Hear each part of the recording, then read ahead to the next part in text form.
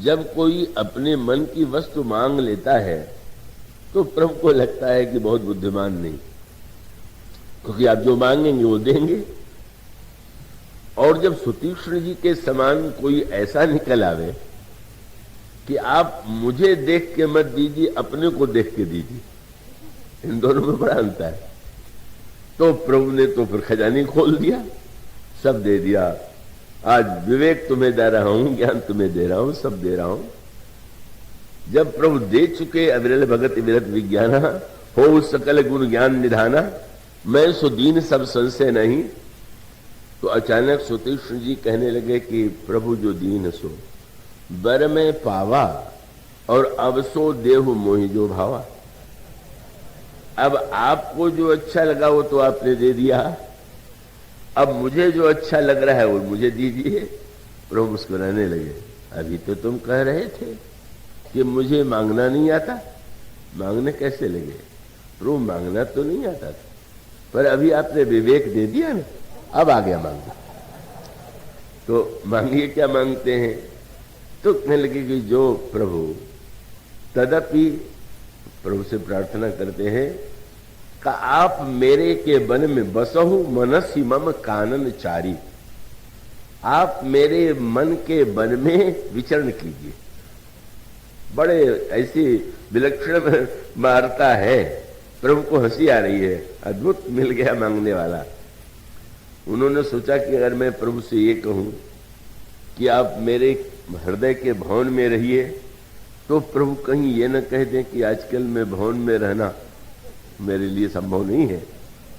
पिताजी ने कह दिया है वन में रहने के लिए, तो कहने लगे कि आप समझ लीजिए कि आप वनवासी हैं और हमारा मन वन है।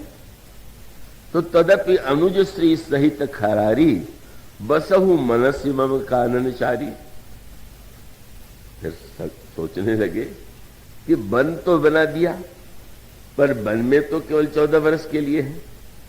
कहीं ऐसा न हो कि जब वन से चले जाएं तो कहने लगे भाई अब तो वन को छोड़ करके मैं राजमहल में रहूंगा, तो अब मैं तुम्हारे हृदय को छोड़ करके चला जाऊं।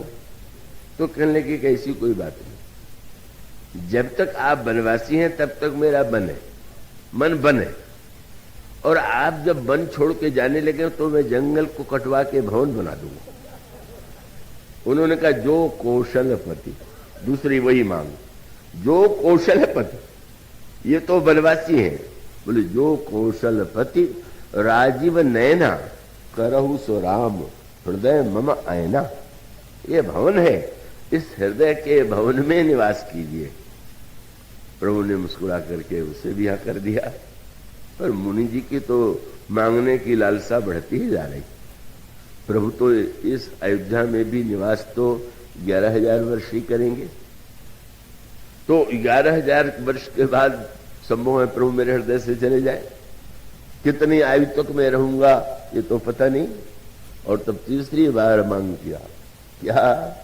बोले सीता अनुज समेत प्रभु नील जलज तन श्याम मम हिय गगन इंदु इव बसहु सदा निष्काम। जैसे चंद्रमा आकाश में निरंतर निवास करता है, इसी प्रकार से आप मेरे हृदय आकाश में सर्वदा सर्वदा उदित रहिए। इस तरह से मुनि जी ने भगवान को ये मानो वचन ले लिया कि कोई ऐसा समय नहीं होगा कि जब आप मेरे हृदय से दूर जाए, मेरे हृदय को छोड़े। और तब प्रभु ने जब सब हाँ कर दिया तो लगा कि अब तो तुम संतुष्ट हो। कहने लगे महाराज मैं सोचता हूं कि एक वस्तु और मांग लूं, अब क्या बचा हुआ है? प्रभु ये तो मैंने अच्छी वस्तुएं मांगा है, पर एक वस्तु ऐसी है कि जो आपसे कोई मांगेगा नहीं और व्यर्थ पड़ी हुई है। सब लोग कोई व्यर्थ वस्तु पड़ी हो और कोई मांग ले तो मांग लेने वाले देने वाले को क्या आपत्ति होनी चाहिए? क्या? बोले प्रभु आज तक आपसे लोगों ने यही कहा होगा कि प्रभु कृपा कीजिए अभिमान नष्ट हो जाए। तो सब लोग जो है अभिमान को नष्ट करने के लिए कहते हैं, अभिमान को कोई लेना नहीं चाहता, आप मुझे अभिमान दे दीजिए। तुम अभिमान मांग रहे हो, कौन सा? अस अभिमान जाय जनि भोरे मैं सेवक रघुपति पति मोर। महाराज ऐसा अभिमान मेरे जीवन में कभी न जाए कि आप मेरे स्वामी हैं और मैं आपका सेवक हूं। तो इसका अभिप्राय है कि अभिमान अगर या तो भगवान के नाते का अभिमान हो या जीव ईश्वर के अंश के रूप में जब ये वृत्ति आ जाती है तो हमारा अभिमान निर्मल हो जाता है। और जब हमारे अभिमान में भौतिक वस्तुओं को जोड़ करके अभिमान, तो वो अभिमान मलयुक्त हो गया।